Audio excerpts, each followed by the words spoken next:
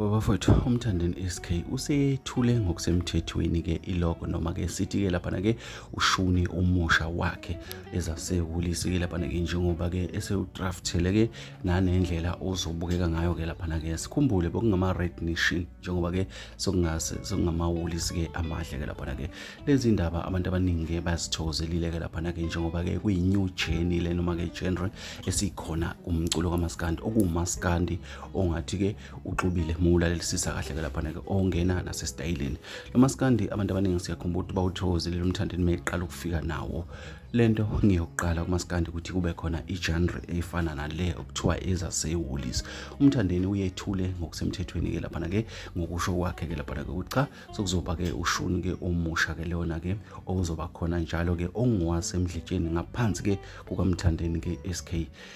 usho kanjalo bafowethu ke uthi ke lolu hlobo ke loshuni ke lusestylini njengamanje uthi ilona ke